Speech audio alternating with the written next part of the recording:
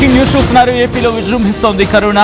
ఆంధ్రప్రదేశ్లో 4 కరోనా కేసుల్లో Omicron RF5 sub వేరియంట్గా గుర్తించారు. కడప జిల్లాకు చెందిన 4 కరోనా శాంపిల్స్లో RF5 వేరియంట్గా నిర్ధారణ అయింది. పూణేలోని NIVలో జీనోమ్ సీక్వెన్సింగ్ ద్వారా RF5 వేరియంట్ గుర్తించారు.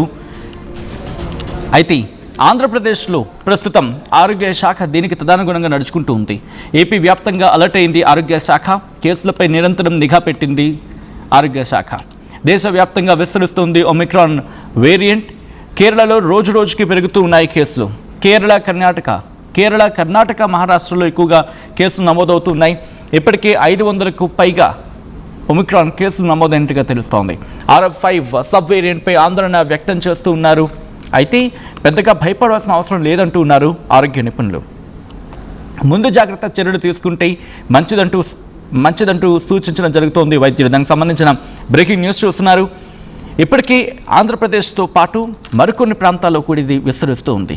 అంటే ఇది కేవలం భారత్లోనే ఉందా అంటే కాదు. భారత్తో పాటు సింగపూర్, సౌత్ ఈస్ట్ ఏషియాలోని కొన్ని దేశాల్లో కూడా ఇది విజృంభిస్తూ ఉంది. యాజ్ ఆఫ్ నౌ మనకు అందుతున్న సమాచారం ప్రకారం ప్రస్తుతానికి పెద్దగా ఇబ్బంది పడవలసిన పరిస్థితి లేదు. బట్ మనం చెప్తూ ఉంటాం, ఎప్పుడైనా కాస్త నిర్లక్ష్యం అది పెను ప్రమాదానికి దారితీయచ్చని చెప్పి. కాబట్టి ప్రస్తుతం ఈ విషయంలో కూడా ఉంది. కొంచెం జాగ్రత్త తీసుకుంటే సరిపోతుంది. భయపడద్దు, కానీ జాగ్రత్త కోసం భయపడాల్సిన అవసరం ఉంటుంది. కాబట్టి జాగ్రత్త తీసుకుంటే సరిపోతుంది. కాస్తంత అజాగ్రత్త కూడా ప్రాణాల మీద తీసుకొచ్చే అవకాశం ఉంటుంది. కాబట్టి దానికి తదనుగుణంగా నడుచుకోండి. ఈ అంశానికి సంబంధించి పూర్తి సమాచారం అందించేందుకు మా ఏపీ ఇన్పుట్ ఎడిటర్ కృష్ణమోహన్ సిద్ధంగా ఉన్నారు. కృష్ణమోహన్, ప్రజెంట్ ఆంధ్రప్రదేశ్లో కరోనా కేసులు ఎలా ఉన్నాయి, ఏ మేరకు నమోదవుతూ ఉన్నాయి, మరణాల సంఖ్య కూడా కాస్త అంటే 12 ఉన్నప్పుడే 4 మరణాలు నమోదైన సందర్భంలో ప్రస్తుతం ఎటువంటి సిచ్యువేషన్ ఉంది, ఆరోగ్య శాఖ ఎటువంటి చర్యలకు దిగింది? ఆంధ్రప్రదేశ్ లో కోవిడ్ కేసులు RF5 వేరియంట్ గా అయితే గుర్తించారు. బేసిక్ గా కడపకి సంబంధించిన 4 కేసుల్ని పుణె ల్యాబ్ పంపించిన పరిస్థితి మనం చూసాం. 4 నమూనా పరీక్షలు సంబంధించిన పుణె ల్యాబ్ నుంచి వచ్చిన తర్వాత ఆరోగ్య శాఖ మంత్రి అఫీషియల్ గా ఒక రికార్డ్ అయితే పంపిస్తున్న పరిస్థితి అయితే ఉంది. ఇది RF.5 వేరియంట్ గా గుర్తించారు. అంటే దీంట్లో ఆందోళన చెందాల్సిన అవసరం అయితే లేదు, అప్రమత్తంగా ఉంటే చాలు అనేది చాలా వరకు చెప్తున్న పరిస్థితి. అంటే ఆంధ్రప్రదేశ్ లో కోవిడ్ పాజిటివ్ నమూనాలకి యూనోమ్ సీక్వెన్స్ పరీక్షల్లో ఒమిక్రాన్ RF5 వేరియంట్ గా అయితే గుర్తించారు.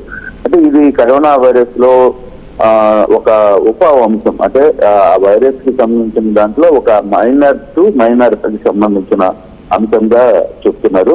ఇది ప్రపంచవ్యాప్తంగా కూడా గుర్తించిన వాటి RF.5 అనేది ఒకటి అనేది చాలా క్లియర్ గా అర్థమవుతుంది. అంటే ఇక్కడ ఓన్లీ కడప జిల్లాకు సంబంధించిన దాంట్లోనే 4 కేసులు అక్కడ నమోదైన పరిస్థితి. దీనికోసం అని పుణేకి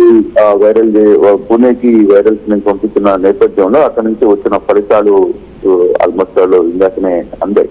సో ఈ మేరకు సత్కుమార్ యాదవ్ కూడా ఉన్నతాధికారులతో మాట్లాడిన పరిస్థితుల్లో ఎక్కడ కూడా అంటే ప్రపంచవ్యాప్తంగా WHO కూడా ఈ వైరస్ ను సాధారణంగా జెనోమిక్ పరివర్తన లో భాగంగానే పరిశీలిస్తోంది చెప్తే పెద్దగా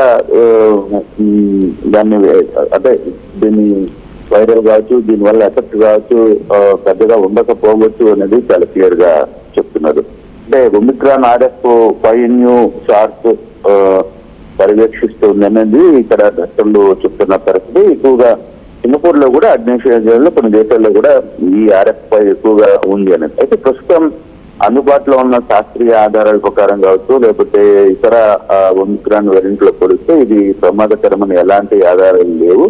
అందువల్ల ప్రజలైతే ఆందోళన చెందాల్సిన పరిస్థితి అయితే లేదు అనేది చాలా క్లియర్ గా చెప్తున్నారు. అంటే దీంట్లో అసలుకి ఒమిక్రాన్ RF5 అంటే ఏంటి అనే దాని మీద కూడా కొంత చర్చ జరుగుతుంది. అసలు ఏంటి ఇది కొత్తగా RF5 అంటే ఏంటి అనే దాని మీద కూడా కొంతగా తీసుకుంటే RF5 అనేది SARS-CoV-2 వైరస్ కి చెందిన ఒమిక్రాన్ ఇది ఆ ఒమిక్రాన్ కి సంబంధించిన వేరియంట్ కూడా ఒక సబ్ లీనియస్ గానే దీన్ని పరిగణలోకి తీసుకుంటున్నారు. ఇది JN1 వేరియంట్ నుంచి LF7P P5.1 గా కొన్ని శాఖలు దాకా సహజ పరిణామానికి చెందిన ఉపవంశంగా చెప్తున్న పరిస్థితి అయితే ఉంది. అయితే ఈ లక్షణాలతో కొంత ముఖ్యంగా వచ్చే ఇష్యూస్ ఏంటంటే గొంతు నొప్పి, దగ్గు, జ్వరం, తలనొప్పి, మూసుగారడం లేదు మూసుకుపోవడం, అలసట, శరీరంలో కొన్ని నొప్పులు కొన్ని ఉంటాయి. కొంత RFI లక్షణాలు ఈ సన్నిధ్యంలో ఉన్నప్పటికీ కూడా ఎక్కడ ఆందోళన చెందాల్సిన పరిస్థితి అయితే లేదు. ఇప్పుడు రాష్ట్రంలో కూడా 16 నుంచి నిన్న 12 వరకు, జూన్ 16 నుంచి ఈ నెల 12 కేసులు నమోదైన పరిస్థితి అయితే కనపడుతున్నాయి. ఈ 12 కేసులకు సంబంధించిన వ్యవహారంలో ఎక్కడ చనిపోయిన ఒక ముగ్గురులో పూర్తిగా కూడా వాళ్ళకి వేరే హెల్త్ పరమైన జన్యుని ఇష్యూస్తోనే చనిపోయారు చెప్తే ఇక్కడ వేరే దీని మీద ఆందోళన చెందాల్సిన అవసరం అయితే లేదు అనేది చాలా క్లియర్ గా చెప్తున్న నేపథ్యం అయితే మనకు కనపడుతుంది. బేసిక్ గా ఇప్పుడు ఈ వేరియంట్ లో RFI సబ్ వేరియంట్ గా గుర్తించిన నేపథ్యంలో అంటే ఓన్లీ దగ్గు, జలుబు లేదా నీరసంగా రావడం, కొంత గొంతు నొప్పి రావడం ఇటువంటి లక్షణాలు చాలా స్పష్టంగా కనపడతాయి. దానివల్ల ఆందోళన చెందాల్సిన పని లేదు. దానికి సంబంధించిన మెడిసిన్స్ లేదు, దాని వేరియంట్ కి సంబంధించిన మిగతాయన్నీ కూడా చాలా వరకు దీని మీద పూర్తి స్థాయిలో ఒక అవగాహన ఉంది అనేది ఆంధ్రప్రదేశ్ ప్రభుత్వం క్లియర్ గా చెప్తుంది. ఇప్పుడు బయట కూడా మిగతా రాష్ట్రాల్లో కూడా చాలా వరకు కేసులు నమోదవుతాయి. చంద్రపూర్ లాంటి దేశాల్లో కూడా ఈ కేసులు నమోదవుతున్నాయి. దీనివల్ల ఎక్కడ ఆందోళన చెందాల్సిన పరిస్థితి లేదు అనేది క్లియర్ గా చెప్తున్నారు. చనిపోయిన వాళ్ళు గురించి కోవిడ్ తోనే చనిపోయారా అనే ఒక ఆలోచన వస్తే దాన్ని పక్కన పెట్టాల్సిన అవసరం ఉంది. దానికి ఏమి అటువంటి కంటెంట్ ఏమి కనపడలేదు. వాళ్ళకి జన్యుపరమైన అంశాలు రెండు తీవ్రమైన ఇబ్బందుల్లో ఉండి ఆ నేపథ్యంలో వాళ్ళు అటెండ్ అయ్యారు చెప్తే వాళ్ళకి వేరే ఇష్యూస్ వల్లనే చనిపోయారు చెప్తే ఈ కోవిడ్ వల్ల చనిపోయింది కాదు అనేది. అయితే దీనివల్ల ప్రభుత్వం చేస్తున్న అంశాలు లేదు, ప్రభుత్వం చేసుకుంటున్న చర్యలు అంటే ప్రధానంగా ఐసోలేషన్స్ ఏర్పాటు చేయడం, కొంత అప్రమత్తంగా ఉండడం, వివిధ ఆంధ్రప్రదేశ్ కు సంబంధించి లేదు, 2 తెలుగు రాష్ట్రాల్లో, తెలంగాణలో దీని గురించి పెద్దగా అప్డేట్ లేదు. కానీ ఆంధ్రప్రదేశ్ కు సంబంధించి మాత్రం పూర్తి స్థాయిలో అధికారులు అప్రమత్తమైన పరిస్థితి ఉంది. ఎక్కడికక్కడ ఐసోలేషన్స్ వార్డ్స్ ని ఏర్పాటు చేశారు. ఇప్పుడు గుంటూరు GGH కావచ్చు, లేకపోతే విజయవాడ మణిపాల్ హాస్పిటల్స్ కావచ్చు, లేకపోతే వైజాగ్ హాస్పిటల్స్ కావచ్చు, ఇట్లా చాలా ప్రాంతాల్లో వీటిని అంటే ఆల్మోస్ట్ అన్ని ప్రధాన గవర్నమెంట్ హాస్పిటల్ ఐసోలేషన్స్ కోసమని పెట్టిన పరిస్థితులు కూడా ఉన్నాయి. కాబట్టి ఇంకా దీని గురించి పెద్దగా ఆందోళన చెందాల్సిన పని లేదు అనేది చాలా క్లియర్ గా చెప్తున్న పరిస్థితి. అందులో ఇక్కడ జ్వరమో లేకపోతే గొంతు నొప్పో లేకపోతే అలసటగా ఉండటమో, ముక్కులో నుంచి నీళ్లు కావడమో అటువంటి అంశాలు వచ్చినప్పుడు కూడా దీనికి ఇష్యూస్ ఉన్నాయి. అంటే దాని మెడిసిన్ క్యూర్ చేయడానికి సంబంధించిన ఇష్యూస్ ఉన్నాయి. గతంలో లాగా ఆందోళన చెందాల్సిన పని అయితే లేదు అనేది చాలా క్లియర్ గా చెప్తున్న పరిస్థితి. తద్వారానే ఈ అంశాలకు సంబంధించి పూర్తి ప్రభుత్వం ఎప్పటికప్పుడు అప్డేట్ చేసే ప్రయత్నం అయితే చేస్తుంది.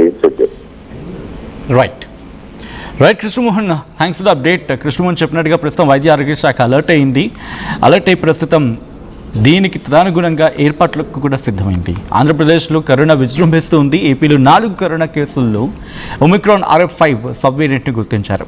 కడప జిల్లాకు చెందిన 4 కరోనా శాంపిల్స్లో RF5 వేరియంట్గా నిర్ధారణ అయింది.